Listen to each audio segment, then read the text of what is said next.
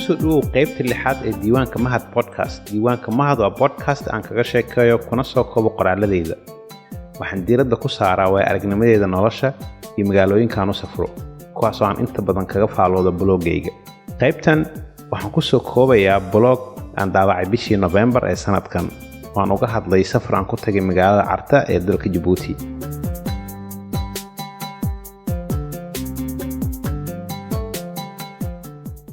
waxaan helay casumaad ah inaan ka qayb galo xuska sanad guurada 25aad ee shirkii nabadda ee Carta iyo sidoo kale daahfurka taalada nabadda.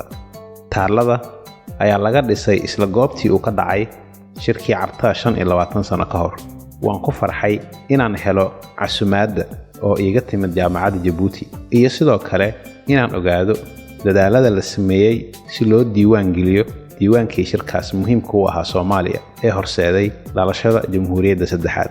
Waxaan si gaar ah ugu farxay in la dhisay taalada nabadda sababtoo ah 8 sano ka hor bishii December ee sanadkii 2017 waxaan booqday Carta mana jirin wax calaamad ah oo muujinayay shirka nabadda ee Carta ee loo qabtay Soomaalida. meesha ay teendhada shirka laga dhisay waxay ahayd garoon lagu ciyaaro kubadda cagta. labadii sano ee la soo dhaafay dowladda Djibouti waxay barxadii banaaneed ka dhistay taalada nabadda iyo sidoo kale teendho weyn. xilligii uu shirku socday sanadkii 2000 waxaan jiray qiyaastii 12 sano, laakiin waxaan mar ka daawan jiray telefishinka RTD oo laga fiirsan jiray goob ay dad badan oo reer Buulaburta ah isugu iman jireen kana daawan jireen shirka. Hindi Cifaaf Wehliye oo markii dambe ku biirtay baarlamaankii lagu dhisay Carta ayaa Buulaburta ka safartay shirkana ka qayb galaysay. reer Buulaburta waxay ku faraxsanaayeen in shirka lagu metelayay. waxaan rajo weyn ka qabnay in dawlad lagu dhisi doono magaalada Carta. dhowr boqol oo Soomaali ah ayaa lagu casumay inay ka qayb galaan xuska sanad guurada 25aad ee shirkii nabadda ee Carta. marti badan oo aan ka mid ahay ayaa ka soo safray magaalada Muqdisho. martida ka soo safraysay Muqdisho waxaa ka mid ahaa oday dhaqameedyo, culimo iyo Soomaali ka qayb galay ama door ku lahaa shirkii nabadda ee Carta 25 sano ka hor. markii aan gaarnay Djibouti, howlwadeennada dowladda Djibouti ayaa si diiran noo soo dhaweeyay. intaanni isla saarnaa baska waxaa naloo sheegay inaan degi doono Sheraton Hotel, waa hotel aan garanayay maadaama aan degay bishii December 2017. waxaana lagu wargeliyay inaan isku diyaarino safar lagu tagi doono magaalada Carta aroor hore maadaama la qorsheeyay inay munaasabadda bilaabato 8:00 subaxnimo. waxaan qiyaastii 1 saac sugnay ka qaybgalayaal ku soo daahay sababo kala duwan. qabanqaabiyaasha waxay bilaabeen inay wacaan qolalka ka qaybgalayaasha maqan si ay u hubiyaan inaysan uga tagin hoteelka. martida waqtigii la ballamiyay ku timid oo fadhiyay baska muddo dheer way dhibsadeen sugitaanka dheer. markii ay martidii la sugayay soo galeen baska, qaar ayaa la hadlay oo u muujiyay sida ay u dhibsadeen sugitaanka dheer. waxay nagu qaadatay saacad inaan gaarno magaalada Carta. baskii aan saarnaa wuxuu hoteelka ka baxay 8:45 daqiiqo. waxaan ka mid noqonnay dadkii ugu dambeeyay Carta gaara. intii aan safarka ku jirnay waxaan arkay wadooyin si fiican loo dhisay, qaarna weli dhismo ayaa ku socday. jeedka laamiga ah si heer sare ah ayay u dhisnaayeen, taasoo yaraysay waqtiga safarka. markii ugu dambeysay ee aan tagay Carta 8 sano ka hor, wadadu ma fiicnayn. waxaan soo arkay horumar ku yimid kaabayaasha wadooyinka.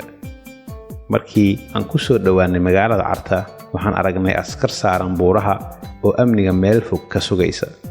markii aan nimid meel u dhow teendhada, baska waxaa la joojiyay garoon kubadda cagta ah. kadib waxaana loo tilmaamay dhanka teendhada. waxaan ka mid ahaa dhowr qof oo u horreeyay martida. rag iyo haween reer Djibouti ah ayaa safnaa hareeraha wadada.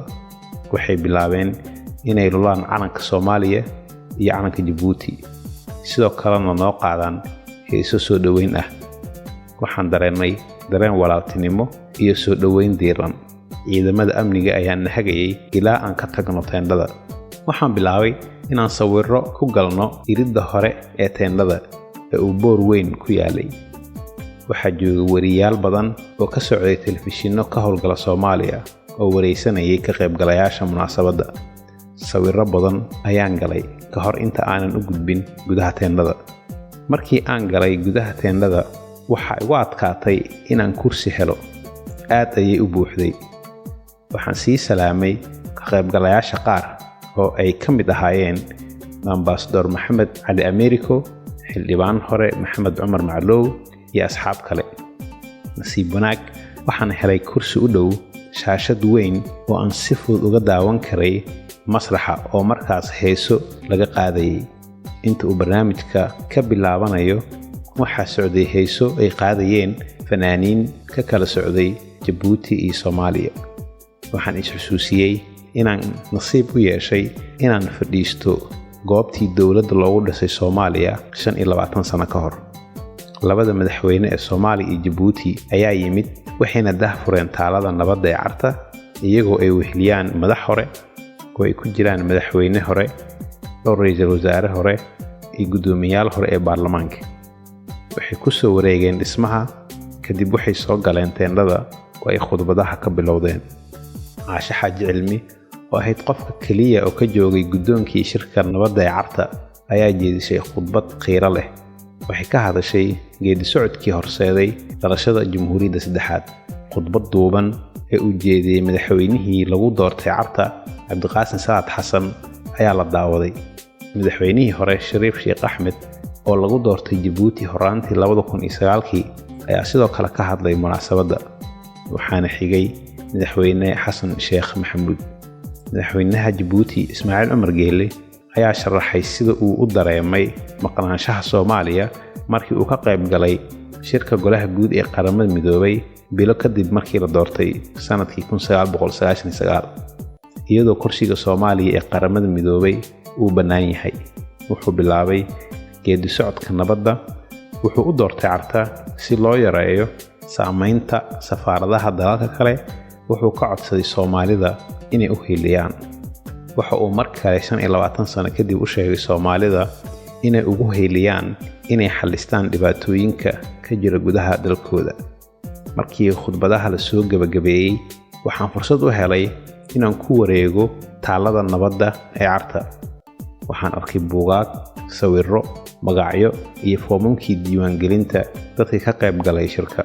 Derbiyada waxaa ku qornaa halku-dhigyo, macluumaad ku saabsan shirkii Carta iyo warar laga daabacay shirkaas.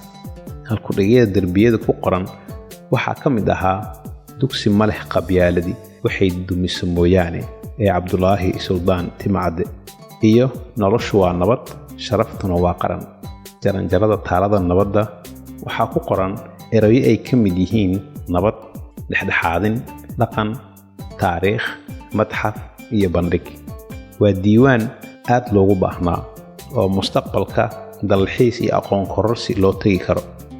Waxa kale oo ay noqon kartaa xarun lagu qabto dhexdhexaadinta iyo wada hadalsiinta mustaqbalka ee siyaasiyiinta Soomaaliya. Maalintaas waxaa lagu soo gabagabeeyay casho sharaf ka dhacday madaxtooyada Djibouti. Cashadu waxay fursad u ahayd kala warqaadka Soomaalida joogtay ama ku kala nooleed hoteelo kala duwan. Shaqada ay dowladda Djibouti ka qabatay Carta waxay ahayd mid cajiib ah.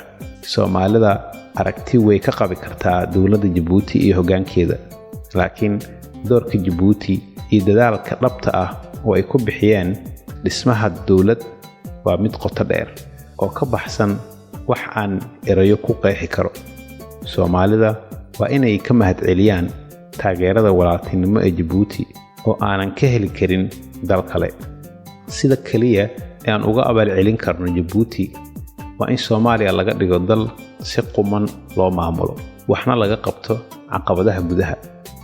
Sanad guurada 25aad ee shirka nabadda ee Carta waxay ahayd xusuusin muhiim ah oo dib loogu milicsado halka aan ka nimid iyo fursad aan uga fikirno meesha aan joogno iyo sidoo kale muhiimadda wada hadal loo dhan yahay uu u leeyahay xal u helidda caqabadaha siyaasadeed iyo amni ee Soomaaliya.